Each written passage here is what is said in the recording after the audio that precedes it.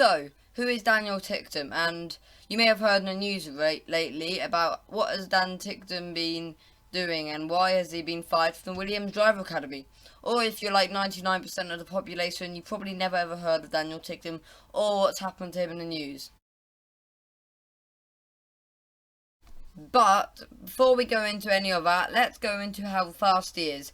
And just to give you a quick spoiler alert, rather than boring you in all the details, he has a lot of speed. However, that 2-year race ban did affect his improvability, and during that time he wasn't able to race like most drivers could.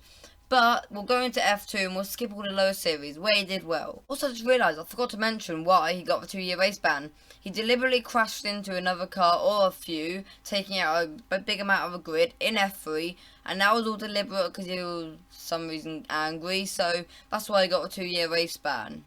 But in 2020, it was announced he was going to go to Formula 2, and at that point he was 21 years old.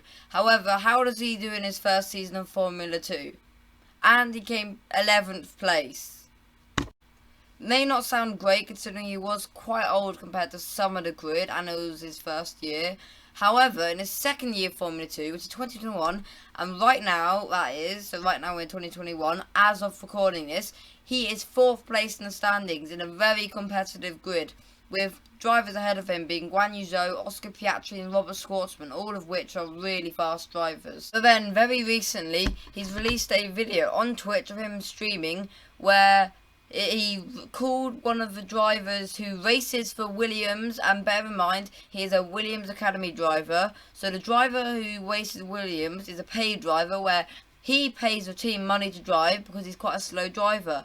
But because the team are being paid by him, and Dan Ticktum calls Latifi, who is a paid driver, and basically says he's not that a good driver and Dan Ticktum's better than him, that's not going to make Latifi happy, which means Williams are going to have to concede and get rid of Dan Ticktum, which is what happened. But before I end the video, I just want to share my personal opinions on him.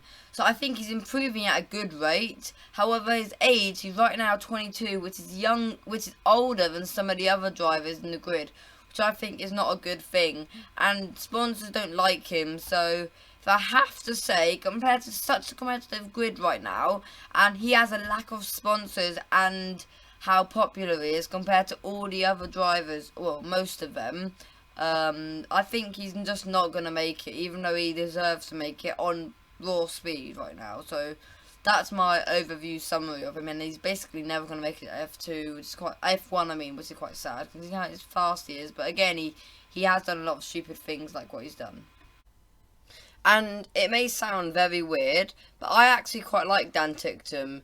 Yes, he's not the best person if you're talking about sponsorship and finances.